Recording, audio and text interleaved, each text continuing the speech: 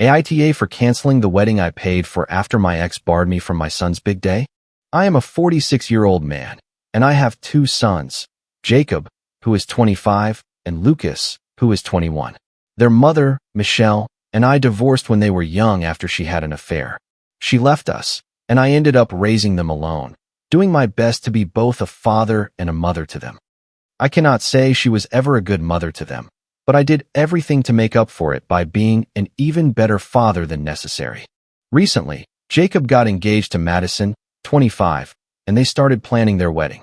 I was genuinely happy when he told me because I was glad my son had found a good woman. However, he did not have enough money to afford the kind of wedding he wanted. Since I never had a real wedding with a reception and all that, I wanted to make sure my son could have one. I immediately agreed to cover the costs. I booked the reception hall that Madison dreamed of. I even paid the deposits for the decorations, the flowers, and the specific catered menu he wanted. I wanted everything to be perfect for both of them. But everything fell apart this morning when I received a call from Jacob telling me that he and Madison had decided to downsize the wedding. At first, I did not understand why he was calling me for that. I figured it was their decision. It was their wedding, after all. I thought maybe he just wanted to cut down the guest list or something like that. I had no idea he wanted to exclude me. I even suggested that if he wanted something more modest, he could host the ceremony in my backyard. I have a large, well-kept lawn, and it could make a beautiful wedding venue. But he told me he did not want to change the venue since that hall was Madison's dream. Very well, I replied, but I felt he was hiding something from me. I pushed a little, asking him if there was a problem. He stayed silent, then finally said, "Actually, Mom isn't comfortable with you being there. You can sit this one out. Lucas's wedding will be your chance." He said it like it was nothing, like this decision was easy to make. He did not apologize, did not even try to discuss it with me. He just announced it and hung up. I stood there, shocked, unable to comprehend what had just happened. Maybe it does not seem like a big deal to some. It is their wedding, their choice. But if you knew the whole context, you would understand. I was a single father to them. I played both parental roles. I did not date anyone after the divorce because I was too busy doing everything possible to ensure my boys lacked nothing. For years, my life revolved entirely around them until they became adults. My ex-wife and I had a very complicated marriage, to say the least. Her infidelity only made things worse, even though everything started out well. We met at the state university. We had the same classes, the same friends. Everything was fine until she got pregnant during our senior year, completely by accident. When our parents found out, they panicked, but my father told me to step up, get married, and take responsibility. Her parents wanted the same thing.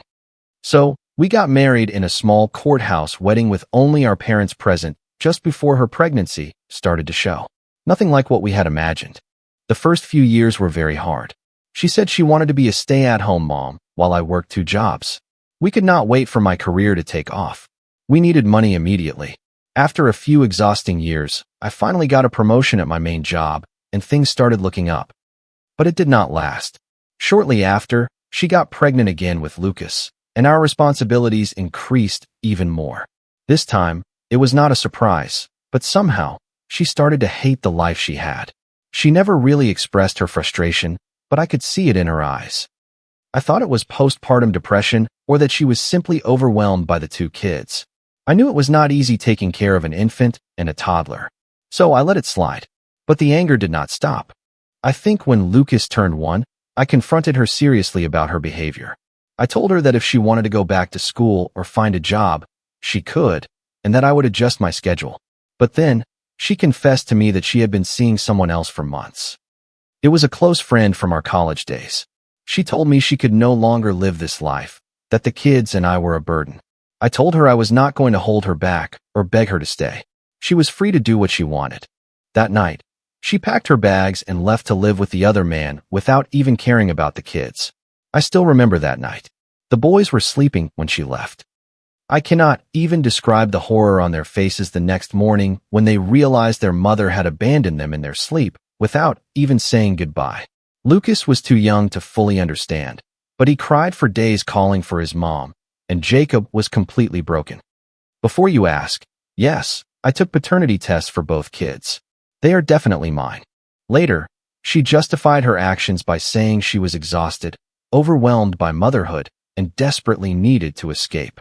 That was her defense mechanism to make her choices seem acceptable, but in truth, she was selfish and toxic.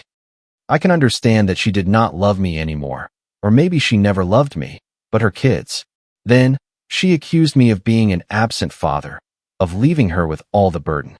I was working 2 jobs to feed 4 people. I do not know what she expected from me. Anyway, she got her freedom, and I got full custody of the boys. She moved across the country and almost never tried to contact them. I raised them alone. My parents helped me for a while. My sister was there when they were sick or when I needed support. I even hired a full-time nanny. She reappeared when the boys were teenagers. She came back and wanted to reconnect with them. I left the choice up to the boys. Surprisingly, Jacob was open to the idea, even though he had been the one who suffered the most from her abandonment. He remembered very well what she had done. Lucas, on the other hand, wanted nothing to do with her. I did not influence their decision. Over time, Jacob grew closer to her while Lucas remained cold. He resented her so much that he even distanced himself from Jacob. He did not even want to attend Jacob's wedding when he found out my ex-wife and her partner would be there. But somehow, Jacob convinced him to be his best man, and he agreed because of the bond they shared as kids. I was not thrilled about her presence either, but I did not say anything. It was not my wedding. It was Jacob's big day, and if he wanted his mother there, I had no complaints. But it is absolutely heartbreaking that he excluded me because of her. He chose the woman who broke our family and abandoned all 3 of us over his father, who sacrificed everything for them. And on top of that, she did nothing for them. I am the one who worked tirelessly to give them this life. I paid for their education, and I even funded this wedding. And she always gets away with it simply because she gave birth to them. That is all it takes to be a mother. I am not one, at least not in the literal sense, but I do not believe that is what it is. I feel like I just got stabbed right in the heart. It is suffocating. I am broken, angry, and desperate all at once. I do not know how to handle all this. The wedding is approaching very fast, and it is bringing back memories. Memories of the time when I had to handle everything alone with 2 young kids. It is too late now to cancel what I have paid for and get a refund. But I will at least make a few phone calls to avoid having to pay the remaining balance. At this point, I would rather lose a little money on a wedding I cannot even attend than pay for everything without being invited. Update 1. It has been a few days since the wedding took place, and since then, it has been total chaos. After the call where I was told I could not attend the wedding because their mother, the very one who had abandoned them during their childhood because of her infidelity, felt uncomfortable, I took action. I was hurt, angry, and completely disappointed. But I knew exactly what I had to do, and I did it. I was not going to waste another minute. My only thought was, no, I cannot let this happen. I did not sleep that night. I tossed and turned in my bed, thinking about all the possible scenarios and what I needed to do. So, the very next morning, the first thing I did was cancel absolutely everything. The reception hall, the decorations, the music, the caterer, everything. I paid the cancellation fees because at that point, I did not care. I lost money on the things already paid for and non-refundable, but at least I did not have to shell out the rest. I felt like a failed father, and I still do. I did not say anything to Jacob or anyone, not even to Lucas. Yet, he had planned to attend despite his strained relationship with my ex-wife. The day of the wedding was a complete disaster. Since I had not warned anyone, which seemed logical to me, seeing as I was not even invited, they showed up and discovered that the reservation had been canceled and they could not get in. Jacob called me, furious, to tell me everything. He did not even ask questions. He demanded with an obnoxious tone. He said, "You need to fix this right now. My guests are arriving, and the one thing you were supposed to handle, you messed it up." I told him the reservation was canceled and that he already knew that. Somehow, he did not get it, and he almost yelled, "I know. I just want to know why and how you are going to fix this so we can get married today. You have no right to do this to us on our wedding day." I will be honest with you. I savored the moment before telling him that I was the one who had canceled everything, the hall and the rest. He did not know how to react, and you know what? I felt a certain satisfaction in teaching him a lesson. He asked, "But why?" And I replied calmly, "It's your wedding. You invite whoever you want. It's not my wedding. I have no reason to pay for it." He tried to reason with me, maybe even beg, but I hung up just like he had done to me. Except I said, I have to go. I have other plans. Jacob then sent an email to everyone saying the wedding was postponed to the afternoon with more details to come. Lucas called Jacob to ask him what had happened. Jacob told him I had canceled the hall out of pure revenge because their mother was invited. He did not even mention that he had forbidden me from attending. Lucas called me to confirm, and I told him the whole story. He laughed and congratulated me, not for what I had done exactly, but because he never really wanted to go to that wedding anyway. He told me, "Well done. I'm proud of what you did. Get some rest." What happened was a complete disaster. Jacob and my ex-wife tried to negotiate with the venue manager to put everything back together, but there was no time left. The hall had already been given to another event, apparently a political meeting that absolutely could not be canceled. They tried to book other venues for the same day, but without success. They could not postpone to the next day because they had to fly out that evening for their honeymoon. Jacob then sent me a message saying, "Fine, you can be part of the wedding if you find a venue in the next 2 hours." Who does he think he is? I replied, "Not my problem. Ask your mother." In the end, they hosted the wedding in my ex-wife's backyard. Lucas refused to set foot in her house and said that if I was not invited, he would not play pretend in this charade. Only a few people showed up because of the last-minute change in location and time. After returning from their honeymoon, Madison sent a message to Lucas saying she was disappointed in him and in me for not attending the wedding. She was surprised because she expected us to be there as a family, and Lucas had participated in the planning.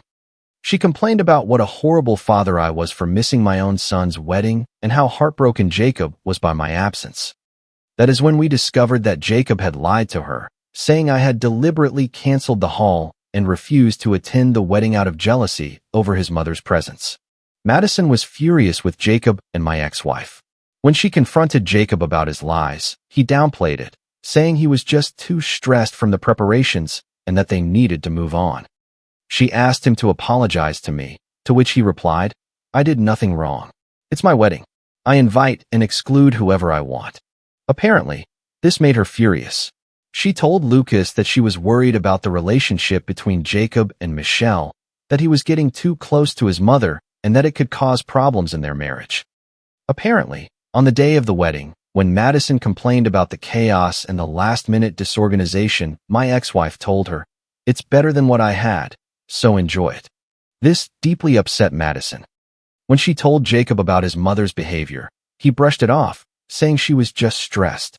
Madison said the only person who seemed genuinely happy and thrilled during that wedding was Michelle.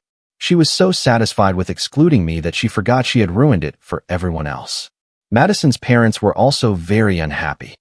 None of their guests showed up because of this mess, and they were humiliated. Jacob and Michelle conveniently blamed everything on me, and apparently, everyone called me a grumpy old man. But you know what? I do not care, not even a little bit. And now that Madison is starting to tell the true version of the story, let us see how long their lie will hold up and what the consequences will be for trying to cover it up. Update 2. The craziness never stops in my story. It has been 2 weeks since the wedding, and yesterday Madison came to my house. She neither texted nor called before coming over. She looked different, sad. She no longer had the glow she had before the wedding. I invited her in, and she started telling me her side, how Jacob had lied to her. She apologized to me, saying that if she had known my ex-wife was behind all this, she would have tried to fix things, maybe by not inviting her or by finding a compromise. After learning the truth, Madison confronted Jacob about the injustice he had done to me. In his defense, Jacob said he just wanted his mother to feel included since she had been excluded from the family all these years, and it was her only chance to be in the spotlight. Everyone thought Lucas would avoid the wedding. Madison did not buy his excuse and felt that my ex-wife had manipulated him against me, making him believe I had ruined his big day and that I was the reason their wedding failed. My ex-wife's influence is also starting to rot their marriage, which is a record because they have only been married for 2 weeks. She has become very good at it. Michelle gives Jacob advice on how to be a responsible man, which according to her means being an authoritative husband. He started acting weird, questioning everything and including his mother in every decision, which drives Madison crazy. They have only been married for 2 weeks, and Madison has already packed her bags and moved back in with her parents, because she felt suffocated by Michelle's constant presence in the house. She came to my place hoping I could reason with Jacob. I felt bad for her, but I told her, "I'm sorry, I don't want to get involved. If I put myself in the middle, my ex-wife will escalate things and make everything even more complicated, and your marriage will suffer. It's better that you talk to Jacob and open his eyes about his mother. Or better yet, tell him to keep her out of your life. If Jacob loves you, he will do the right thing. And if not, I think you're fighting a losing battle." She was upset, but she did not insist that I help her. And if you think that is the end of the story, you are wrong. It got worse. I received an email from Kevin, my ex-wife's partner. Yes, the man who destroyed my family and ruined my marriage. I had blocked them both everywhere. He apparently apologized for everything. To tell you the truth, he and I used to be friends. Not the best friends in the world, but we were close. He owes me a lot for breaking my family and ruining my life. He told me he had no idea Michelle was still so resentful toward me to the point of excluding me from the wedding. She had lied, saying I was a bad father who had ruined our son's wedding. But Madison revealed the truth to everyone. The marriage of Jacob and Madison deteriorated even further after that. Jacob had a fight with her and told her to apologize to Michelle. But Madison stood her ground and called out Michelle's cruelty. Since Madison left, Jacob has not even tried to win her back. Michelle keeps telling him not to cave, to stand firm, claiming Madison will come back soon. Kevin heard her manipulating him into divorcing Madison by claiming that Madison was under my influence. She thinks I am turning the boys against her by telling them lies about her abandonment. I told him, well, if I'm lying, then what's the truth? How did the boys end up living with me? Where were you all this time? Honestly, reading that, I felt like she wanted to have more importance in my life than she actually does. But I only hate her more since she turned my son against me. I am not the one making this personal. She is. She is the one ruining her own son's life. I am angry with Jacob. I thought I raised him better. Seeing Madison suffer because of family drama is the worst part, because she is just another victim of my ex-wife's manipulation. I wish I could do something to fix things, but I do not want to get involved. Besides, I do not even know what good it would do. It is not like my son is going to listen to me, and I do not know what kind of marriage you can expect with someone who is manipulated by his mother like Jacob is. For now, I am taking a step back and focusing on my own well-being. My ex-wife wanted to destroy my peace of mind, but I will not give her that satisfaction. Let her deal with the consequences of her madness. I know exactly why she is so jealous of me. I started dating someone a few months ago after my sons became independent, and I refocused on myself. Actually, I have been seeing her for over a year, but it only recently became official. I did not think Michelle would be affected by that. I mean, she has been out of my life for a long time. She has a partner. So why all the drama? Maybe it is not because of that, but until recently, we had a relatively normal relationship, all things considered. So, I am dating a younger woman. She is 35, and Michelle finds it humiliating and disgusting. But we all know she is jealous. She cannot stand the idea of me having a woman in my life and being happy and fulfilled. And before you ask me how I know all this, it is Madison. She told me that Michelle talked about my girlfriend and my life a lot more than she should. Anyone who hears it can tell she is obsessed with me. It is still funny to know that your ex-wife is obsessed with you. No. Update 3. Today marks 1 year. Jacob and Madison should have been celebrating their wedding anniversary. Instead, they are getting divorced because Michelle refuses to step away. She kept poisoning him against me, against his wife, and against Lucas. She isolated him from everyone, making him believe I was an absent husband, that I was responsible for her leaving, and that is why she had to go. And Jacob, of course, swallowed it all. After talking to me, Madison went back to Jacob's and tried to save their marriage. Unfortunately, they could not make it work because of Michelle's constant and invasive influence in their lives. She would go to his work, have lunch with him, accompany him home, bring food on the way, and insist on having dinner with them. Jacob did not see the problem. To him, his mother only took up a few hours of his week, so it did not bother him. Madison did not like it. To her, her private moments were compromised. She felt invisible and ignored in her husband's life, like a second choice because of the hold Michelle had on him. She tried until she could not take it anymore and decided to end it. She could not spend her life with someone so emotionally blind. According to her, he was too busy seeking validation from an absent mother to see anything clearly. Finally, Lucas tried to reason with Jacob, but he rejected him, saying he hated his mother and that he was under my influence. Jacob blamed everything on me. He said I was the reason Michelle left them and that I ruined his childhood. It hurt me to see that I had not succeeded in raising him right. I did what I could, but obviously it was not enough. So somewhere I failed. While he was still trying to put me down, I learned that Kevin had split up with Michelle. He found she had become too toxic and could not stand her anymore.